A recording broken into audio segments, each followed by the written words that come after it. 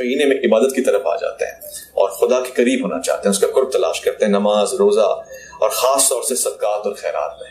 ایک بڑا مسئلہ ہے، لوگ اکثر کنفیوز رہتے ہیں اس حوالے سے۔ شہری کے وقتوں میں اذان کا انتظار کریں، اب اذان اہل حدیث کی آ جائے، کسی اور مسجد کی آ جائے تو اس میں کیا پابندی ہے؟ کوئی گھڑی دیکھ کے کرتا ہے، کوئی کسی اور زون میں سفر کر رہا ہوتا ہے، صحیح وقت کیا ہے اس کا؟ دیکھیں، جب تک گھڑیوں والا سلسلہ نہیں تھا نا، اس وقت تک تو یہ بالکل صحیح بات ہے کہ بخاری مسلم میں ملتا ہے کہ 2 اذانیں ہوتی تھی۔ ایک اذان سیدنا بلال دیتے تھے، صحیح بخاری مسلم دونوں میں یہ حدیث موجود ہے، اور وہ اذان ہوتی تھی سحری کے وقت اٹھانے کے لیے۔ اللہ کے نبی علیہ السلام کی حدیث ہے بخاری مسلم دونوں میں کہ جب بلال اذان دیں تم کھانا پینا موقوف نہ کرو، البتہ ابن ام مکتوم جب اذان دے تو تم کھانا پینا چھوڑ دو، کیونکہ وہ نابینا شخص ہیں اور وہ اس وقت تک اذان نہیں دیتے جب تک کہ انہیں کوئی طلوع فجر کا پتہ نہ دے۔ تو یہ پوری حدیث ہے بخاری مسلم میں جس کے اندر دونوں اذانوں کا ذکر موجود ہے۔ تو اللہ کے محبوب صلی اللہ علیہ وآلہ وسلم کے مبارک زمانے میں اذان ہی اناؤنسمنٹ ہوتی تھی ختم سحری کی، کیونکہ ٹائمنگ تو نہیں تھی، کوئی چیز سٹینڈرڈائز ہے نہیں تھی۔ آج کے دور میں ایسا نہیں ہے، اسی وجہ سے آپ کو ٹائمنگز ڈیفرنٹ نظر آتی ہیں۔ اب اذان صرف نماز فجر کی جماعت کے لیے ہو رہی ہوتی ہے، یہی وجہ ہے کہ کوئی 5 منٹ لیٹ دے دیتا ہے، کوئی 3 منٹ لیٹ دے دیتا ہے انہیں یہ، اس لیے آپ دیکھتے ہیں اکثر مساجد میں اناؤنسمنٹ ہو جاتی ہے کہ کھانا پینا بند کر دیں، سحری کا وقت ختم ہو چکا ہے، لیکن اذان 5 منٹ بعد وہ دیتے ہیں جا کے۔ تو آپ کے پاس اپنا ٹائم ٹیبل موجود ہے، اگر اپنے سٹی کا وہ سٹینڈرائز ہے، ختم سحری اور افطار کے اندر کوئی فرق نہیں ہے۔ جو اہل تشیع کے ہاں بھی تھوڑا بہت فرق پایا جاتا ہے نا، وہ بھی ان کے اب جدید علماء یہ کہہ رہے ہیں کہ وہ ہم نے احتیاط کے طور پہ کیا تھا۔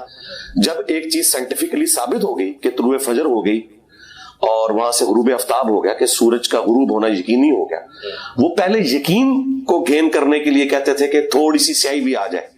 اب ہمیں سائنٹیفکلی یہ پتا ہے، ٹو لائٹ کے اعتبار سے بھی، لیٹ لانگس کے اعتبار سے پوری کیلکولیشن ہوئی ہے کہ یہ زمین کی کرویچر ہے اور اس کے بعد سورج واقعتاً غائب ہو چکا ہے، یا اس وقت جو ہے وہ ختم سحری ہو چکی ہے اور طلوع فجر ہو چکا ہے۔ تو اب تو یہ جھگڑا ختم ہونا چاہیے۔ تو آپ اسلام 360 کے اندر بھی ہے، اور جو مسلم پرو ہے سافٹ ویئر اس کے اندر بھی، اور ٹائم ٹیبل بھی مختلف مکاتب فکر کے لوگوں نے چھاپے میں، تو ان کو آپ فالو کریں، اپنی گھڑی کو دیکھیں، آپ مسجدوں کی اذان کو نہ دیکھیں۔ یہی وجہ ہے کہ لوگ وہ 15 منٹ تک اذانیں ہوتی رہتی ہیں اور لوگ اذانوں کے دوران کھاتے رہتے ہیں، اور وہ بھی انہوں نے غلط مطلب لیا اس حدیث کا۔ وہ ابو داؤد میں حدیث ہے کہ کوئی شخص سحری کے لیے اٹھا اور اس نے کھانا پینا شروع کیا اور اچانک اذان شروع ہو گئی۔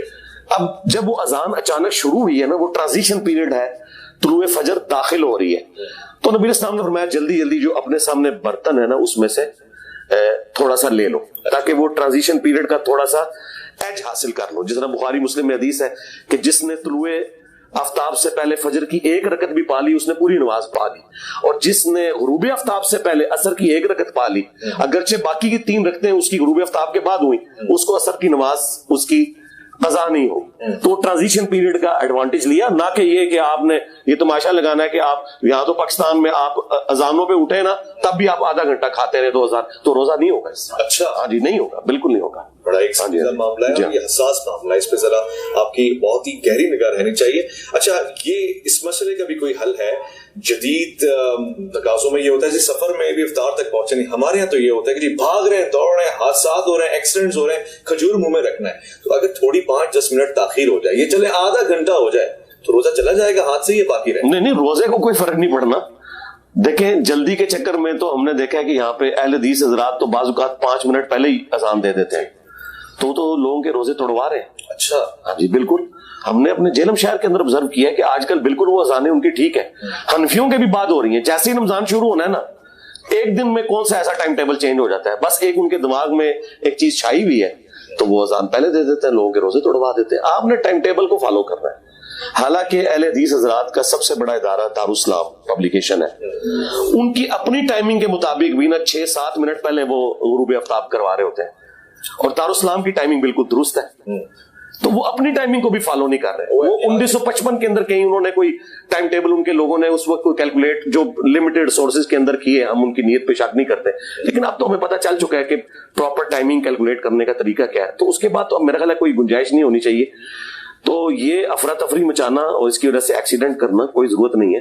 تاخیر ہو جائے تو کوئی مسئلہ نہیں, کوئی مسئلہ نہیں ہے. تاخیر جس کو کنڈیم کیا گیا نا وہ جان بوجھ کے تاخیر کرنا ہے, بیٹھے ہوئے ہیں اور جان بوجھ کے آپ جو ہے نا وہ افطار کو لیٹ کر رہے ہیں خام خواہ, تو ظاہر ہے کہ آپ اللہ کے حکم کو توڑ رہے ہیں نا. سنت تو یہ ہے کہ آپ نے سحری جو ہے وہ لیٹ سے لیٹ کرنی ہے اور افطار جلدی سے جلدی کرنا ہے, لیکن ٹائم سے پہلے نہیں کرنا. اور اس کے پیچھے حکمت یہ ہے کہ اسلام کی ایک مینٹالٹی ہے کہ انسانیت کی جس میں بہتری ہو. بہتری تو یہی ہے نا کہ آپ کے روزے کا سپین کم ہو جائے گا, وہاں سے آپ ساری لیٹ کریں اور افطار ٹائم پہ فوراً کر لیں, تو آپ کو وہ تکلیف اور مشقت جو روزے کی ہے وہ کم سے کم وقت کے لیے گزارنی پڑے گی. باقی اس کو جو سنی شیعہ کنفلکٹ بنا کے ایک مصیبت کھڑی کر دی ہے نا, تو یہ بالکل غلط ہے. اچھا, کچھ ریسرچر نام نہاد یہ بھی کہتے ہیں جی دین تو ایک ہی ہے, اللہ تعالیٰ نے جو وقت رکھ دیا وہ سب کے لیے یکساں ہے. مثلا حضرت عیسیٰ علیہ السلام کے زمانے میں جو روزے رکھے جاتے تھے, آج ان کی قوم یا ان سے چاہنے یا محبت کا دعویٰ کرنے والے چاند دیکھ کے افطار کر رہے ہیں. اگر تو اصلاً تو ہمیں وہیں تک جانا چاہیے, تاخیر کرنی چاہیے, بجائے یہ کہ بالکل جب سورج اپنی کرنیں چھوڑ رہا ہو, رخصت کر رہا ہو, اس وقت الوداع نہ کریں. دیکھیں جی, قرآن میں بالکل واضح آیا کہ آپ نے روزے کو مکمل کرنا ہے رات ہونے تک. اب رات کی ڈیفینیشن جو ہے وہ یہی ہے کہ غروب آفتاب کے بعد رات ہو جاتی ہے. یہ جو شام کا لفظ بولا جاتا ہے نا, وہ غروب آفتاب سے لے کے عشاء کا وقت داخل ہونے تک کو شام نہیں کہا جاتا. شام جو ہے وہ غروب آفتاب سے پہلے ہے. عصر اور مغرب کا درمیانی جو فرق ہے نا, اسے شام کہا جاتا ہے. جو لوگ وہ اہل تشیع حضرات بھی پلی لیتے ہیں نا کہ جی لیل کا لفظ ہے, تو لیل رات ہے. رات کب شروع ہوتی ہے؟ جب غروب آفتاب ہوگا. ہاں, تو بس غروب آفتاب کے بعد رات شروع ہوگی. آپ غروب کو انشور کریں, یہ میں بھی اس حق میں ہوں کہ غروب کو انشور کرنا ضروری ہے. میں تو یہ نظانوں کے ساتھ روزہ نہیں کھولتا. اتفاق کرتے ہیں کہ پہلے مغرب کی نماز پڑھ لیں پھر افطار کریں. نہیں, پہلے آپ افطار کریں.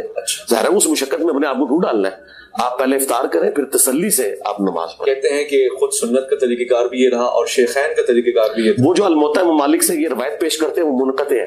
اچھا, ہاں جی, وہ جس راوی نے بیان کیا ہے نہ حضرت ابو بکر کا زمانہ اس نے پایا نہ حضرت عمر کا, اور اس نے کہا جی شیخین جو ہیں وہ نماز مغرب پڑھنے کے بعد افطار کرتے تھے, وہ الموطا ممالک کی روایت ہی منقطع ہے. بلکہ میں ایک دفعہ اپنے استاد کے پاس بیٹھا ہوا تھا, جو میری ایک ہی ریکارڈنگ ہے مولانا اسحاق صاحب رحمہ اللہ کے ساتھ, جو 40 کوسچنز ہیں جو 23 مارچ 2012 کو ریکارڈ ہوئے تھے. تو اس دوران انہوں نے ایک کتاب اٹھائی ہوئی ہے اور وہ اینک سے کر رہے ہیں, اور پھر وہ انہوں نے ساتھ ہی بولا کہ بھائی این تے شیخین دا زمانہ ہی نہیں پایا ہوا, ایک ہی میں کہندا ہوا ہے. وہ یہی مسئلہ اس وقت بیان کر رہے تھے اور یہ ویڈیو میں بھی آیا ہوا ہے. یعنی یہ جو میں کہہ رہا ہوں نا روایت منقطع ہے, تو یہ میرا صرف موقف نہیں ہے, جو علم حدیث میں ایکسپرٹیز رکھنے والے لوگ ہیں. مولانا اسحاق صاحب کے بارے میں تو کوئی نہیں کہہ سکتا نا کہ وہ کوئی سنی شیعہ کنفلکٹ سے آزاد نہیں ہوئے تھے. یقیناً وہ آزاد تھے, وہ تو اتحاد امت میں اس دور میں اماموں میں. کیا بات ہے.